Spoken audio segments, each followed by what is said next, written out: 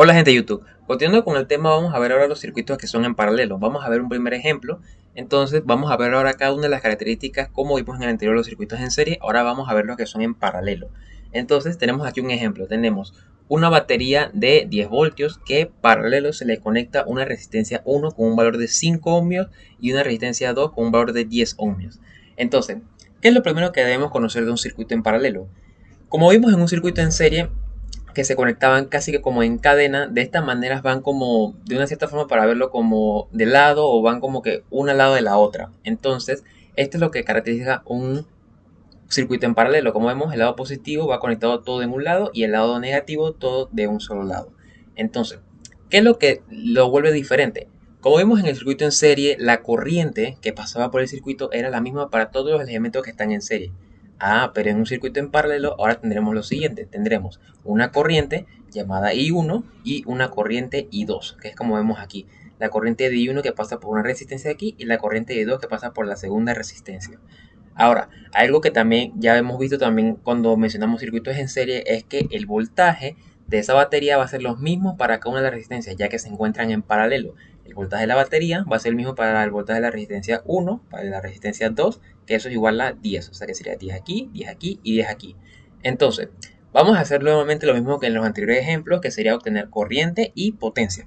Entonces, ya como tenemos el voltaje de cada una de las resistencias, la corriente de la resistencia 1 va a ser igual a voltaje de la R1, que sería 10 voltios entre la resistencia que vale 5. Eso da 2 amperios. La potencia, voltaje por intensidad, recordando que podemos utilizar cualquiera de las tres fórmulas de potencia.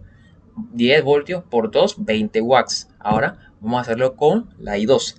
Entonces, la I2 nos dice lo siguiente.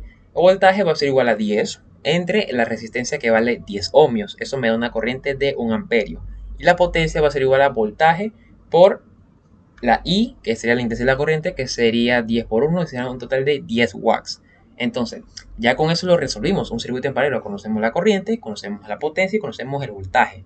Ahora, hay una cierta forma que sería como para recapitular o de una forma como verificar de que está correcto nuestro resultado. Entonces, como vemos, tenemos que aquí hay una I1 y aquí hay una I2, que como vemos, esta es una forma de ver los circuitos también en paralelo. Como vemos, estoy tomando la forma de la manera convencional. Entonces, si yo me paro en el lado positivo y vengo por aquí caminando, caminando, caminando, llego a este nodo. Entonces, en este punto, la corriente viene para aquí y viene por acá. La I1 y la I2. Entonces, cuando se vuelvan a unir, por ejemplo, la I1 llega hasta aquí y la I2 llega hasta acá, entonces se vuelven a unir y eso da una corriente total, ya que sería la corriente que sale, sería la misma que va de regreso, pues sería la corriente total del circuito. Entonces, ¿cuál es la corriente total del circuito? Y total va a ser igual a la suma de la corriente de R1 y la corriente de R2. Entonces eso me da que sería un total de 3 amperios, que sería la corriente total que pasa por el circuito. Lo podemos ver de la siguiente forma. La I total va a ser igual a 3 amperios. Ahora, ¿cómo podemos colaborar que eso esté correcto? Lo que podemos hacer es aplicar los siguientes cálculos. Lo que podemos hacer es que podemos hacer como una resistencia equivalente como lo que hicimos en circuitos en serie. Entonces lo que hacemos es convertir ese circuito de esta forma. Sería 10 voltios por una resistencia equivalente 1, que sería de 3.33. Entonces, ¿cómo lo obtenemos? Bueno, vamos a ver el cálculo. Entonces, para resistencias equivalentes, cuando tenemos dos resistencias en paralelo, esta fórmula es únicamente para cuando tenemos dos resistencias en paralelo. Como podemos ver aquí tenemos una y dos. Sería lo siguiente. Resistencia equivalente 1 va a ser igual a R1 por R2 entre la suma de R1 más R2. Entonces reemplazo R1 cuánto vale 5, R2 cuánto vale 10, 5 más 10 ya eso me da 15, entonces me quedaría 50 entre 15 y eso da aproximadamente 3.3333. Entonces, ¿qué quiero obtener con esto? Ya obtuve 10 voltios y una resistencia equivalente de 3.33. Entonces podemos hacer como lo hicimos en el anterior, cuando vimos un circuito en serie, que como vemos está conectada en paralelo, entonces obtengo la corriente total, la I1, la voy a nombrar como I1 para identificarla. Entonces sería, el voltaje va a ser igual a 10 entre la resistencia equivalente que es 3.333.